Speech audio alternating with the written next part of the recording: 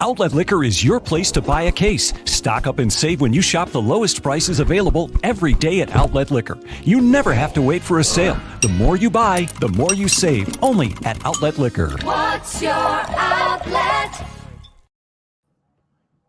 Welcome, everybody, to another edition of I'll Hang Up and Listen with yours truly, Duane from Two Goalies, One Mike, and woo! Sorry to my neighbor upstairs, but the Sabres finally get a W. First in 7 games, I believe since November 26th against the Montreal Canadiens, and that is UPL's first win of the season and his first win in 7 starts as a Buffalo Sabre, or not as a Buffalo Sabre, with the Sabres. His last 7 starts, his first win. Another impressive outing, his 4th in a row. Again, finally gets a win, 34 saves. He was solid from start to finish tonight. And Rasmus Dahlin, 2 goals, continuing, his impressive resurgence, I guess you want to say, just so far on this season. On this season, ever since being reunited with Yoki Haru, guy has been absolutely lights out, unbelievable. Again, there were moments during this game where Buffalo was and did. Sorry, I thought I could do this with my glasses, but apparently I'm blind. I see the glare in my eyes because of the screen. Oh God,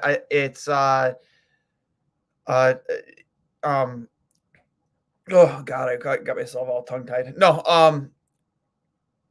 Rasmus Dahlin, again, 2 goals in his effort tonight. Again, is continue his resurgence since being reunited with Yoki Haru. Those two have really, again, in both ends of the ice, really taken care of business. And other goals coming from Bajork and, of course, Jeff Skinner, party in the USA. Just a fun game to watch. Again, it had its moments where, I didn't like the fact that after going up 1-0 and 2-1, you let them right back in it almost immediately within just a couple minutes of scoring. I really wish that they could find a way to just, hold on to that lead and not give it up so quickly. They've done that a couple times this season. But, hey, what are you going to do? All that matters is you get the W at the end of the night. So, again, a very fun game to watch. Just a few notes just from, my own observations. Tage Thompson, again, getting a lot of chances tonight. Still not able to find the back of the net. They really got to get him going. It's imperative for this team's success going forward, especially now that you're going to be without Casey Middlestat again for an extended amount of time. Really got to get Tage going again like you did at the start of the season. I mean, I don't want to say this is a drought, but, Pia's it seems like he's a little snake bitten right now. So I'd like to see see Tage really get himself out of this, I guess, drought that he's in, and let's see him get back on the score sheet again here real soon. But not a ton of negative to say about tonight's game. Again, goals were Dahlin with 2, the first and third goal, and Bajork with Dahlin would have the game-winning goal. Bajork had the second goal, and Skinner with the final goal, making it 4-2. I would guess to say that the story here would 100% still, as I said before, still be Ukko-Pekka Luukkonen continuing again this streak he's on of playing extremely well. Whether or not it's sustainable, I mean, it's the best goaltending we have seen all season, and that's even with the incredible goaltending we got from Craig Anderson in his start. So he's making it very tough for this team to send him back to Rochester. I completely understand that. So when Dustin Tokarski does come off the COVID protocol list and he is healthy enough to play, however long that is, it's just it's going to be very difficult, I think, for Don Granato, Don Gran, Donnie Meatballs, and Kevin Adams to send him back to Rochester. But Rochester, last I looked, I have to check right now, they were getting absolutely boat raced 10-1. So I don't know per se if that affects whether or not they send him back, because the lack of goaltending they are getting. I know, they struggled. They've been struggling a little bit since he's left and gone back and come here. Seth Appert and the Rochester Americans. And I mean, I said this in the pregame show, he gives that team the best chance to win. He may give us the best chance to win in Buffalo, but he definitely gives the Rochester Americans their best chance to win, without a doubt. I think that his success and his ability to play well with Rochester helps continue the development of everybody else there. I mean, that goes without being said. That's the team you really want to win and continue to win and continue to develop and learn to win together as a team, because you see that line of Paterka, Krebs, and Quinn. When Quinn is in there, I know right now he is mononucleosis. They've really come together and performed well with one another. So you would think that you would want that to continue and them to continue to succeed. And UPL really does. I mean, I think one thing you can take from the way UPL has played with Buffalo season is he's given the rest of this team in Buffalo confidence. He's given them a lot of confidence, giving them a ton of confidence, and it affects the way they play. They're not playing as timid. They're taking more chances offensively because they realize they have a goaltender back in the net that can bail them out, that can make the save that they desperately might need, or bail them out. Whereas you weren't getting that out of Aaron Dell. You weren't getting that out of Dustin Tokarski all the time. So it's absolutely imperative that you have a goalie back there that you can trust and you can have faith in to make those saves, so you can play your game both offensively and defensively. You can play within the system your coach has given you. It's difficult to be that player, and I think that's kind of prevalent in the recent play of Rasmus Dahlin since Ukko-Pekka Luukkonen has come up to Buffalo. It's clear as day.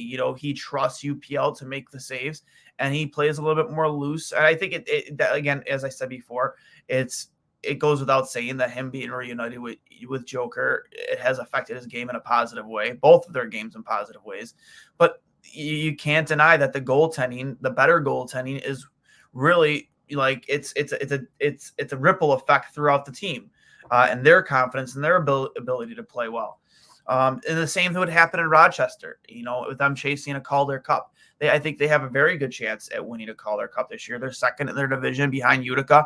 And right before UPL got the call up, he had a huge win against that Utica team. I want to say they were either on a really big winning streak or an even undefeated Utica team. I can't remember what the record was, but that was big for him. I think his producer Steve would even say himself that was kind of like a turning point for UPL, kind of like a perfect storm. You know what I mean? Like, where he gets that big win in the AHL against the best team in the league, and then immediately gets the call up here to Buffalo, and he took that swagger with him up here. And you want to hope he can maintain that swagger and that confidence throughout however much longer he stays up here in Buffalo. But I mean, I wouldn't hate it if they did send him down, just based on the fact that he gives them their best chance at winning a Calder Cup, having them make a long playoff run and like really get that full feel of what a playoff run is like at the professional level. And UPL gives them that. And there's no saying that they wouldn't call him up later on and, have him end his season in Buffalo. Who knows? I mean, I'm not sure how the timelines fall and which season ends first, but there's no saying that couldn't happen anyways. So, I mean, I'm in favor of either way. You keep him up or you send him back to Rochester. I think both are have their benefits, but if you were to leave the decision up to me, and I know this isn't the popular opinion, I would send him right back to Rochester just so he could, help lead that team to a Calder Cup, go on a deep playoff run. And, I think that would help further not just his development, but a lot of other players in that Rochester locker room, including Jack Quinn, Peyton Krebs, and JJ Paterka. We have a comment here from Alexis Head. I'm pretty sure that's fake. Okay. I'm not even sure what that means. All right. Sorry, guys. But with that being said, like I said, I won't hold everybody up here late tonight. Again, it's an unbelievable game to watch tonight. It's fun to finally see his team win a game. And after a very good goaltending performance, they finally got the goals they needed. They scored 4 tonight. Again, 2 from Dahlin, 1 from Bajork, and another from Jeff Skinner, Mr. Party in the USA.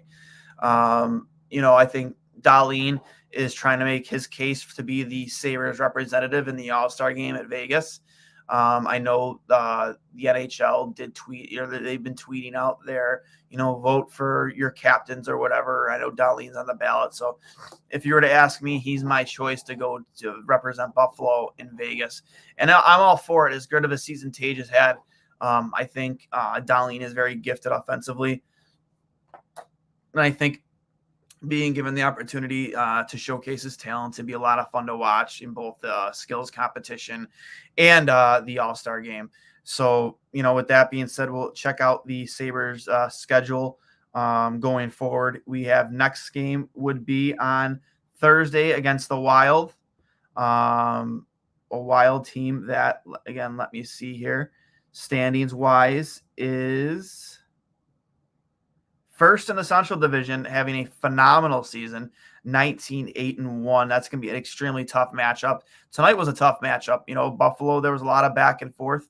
Buffalo gave up a lot of high danger chances, most specifically one of the ones from Scheifele, the cross ice pass, I think it was from Connor.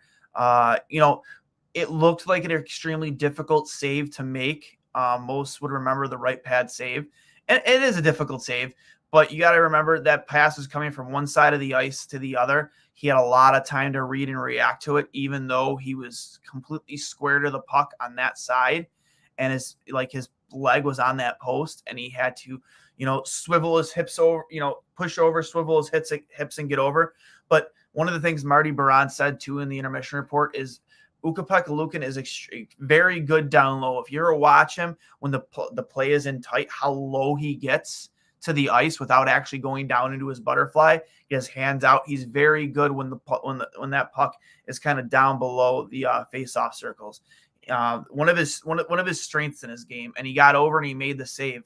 Again, it looked like a phenomenal, difficult save, and it was a difficult save. But I would say going forward, in his career, those are going to be kind of like routine saves for him. So don't be surprised when you see that guy make that kind of save on the regular, because that's just the type of goalie he is. He's very good down low. Again, he's a big lanky goalie, so he's going to be able to, when given the time and he's making the proper read, he's going to be able to push from one side to the other and get that pad down almost every time. We've actually seen him make a couple saves like that already. So, with that being said, also coming after that against the Wild, you have, I believe it's the Penguins, which will be Friday. I believe that is an away game. Yeah, the Wild is a home game. No. Both are away games. They're on a three-game road trip, and then they return home on Monday against the Blue Jackets. A Blue Jackets team that is currently, check them out. They are kind of the middle in the Metropolitan Division with 29 points, a 14-11-1 record. Buffalo moves to, they stay put with where they were. They were at 20 points, now they're at 22 points. Third last in the Atlantic Division. Next closest they can make the jump to would be extremely difficult, which is the Bruins at 30 points, which is kind of surprising that they're that far down in the Atlantic. But they have a 14-9-2 record for 30 points in 25 games. They also have 3 games in hand on the Sabres. You'll see what happens, this ripple effect in the league too, with the spread of COVID and how that affects other teams' schedules. I believe the Wild's game was postponed due to the COVID with Carolina. So let's see if that affects Buffalo's schedule at all. I don't know if it will or if it won't. which is, again, as I mentioned before, is their next scheduled game, which is on, I think I said Thursday. I want to say it was Thursday. Yeah. Yes, Thursday, December 16th. But with that being said, guys, I'll hang up and listen. But 4-2 win from the Sabres tonight. Unbelievable effort. I keep saying the word unbelievable because that's what it was. And again, congrats to UPL. A couple clicks for the guy on his first win of the season. 30, I think it was 34 saves, 32 saves. Yeah, 32 saves or 34 saves, whatever. No matter. It's getting late, man. I'm tired. But yeah, it's a quarter to midnight. So, like I said, a couple clicks for UPL on his first win of the season. First win in his last 7 starts with the Buffalo Sabres. And Buffalo's first win since November 26th against Montreal. And let's hope this is the start of something more positive going forward. Maybe more wins, more W's in the win column. So I'll hang up and listen, guys. Remember, this is brought to you by Outlet Liquor, the place to buy a case, located on George Rimmon Boulevard. And I got 3 words for you. Good night now, and let's go Sabres.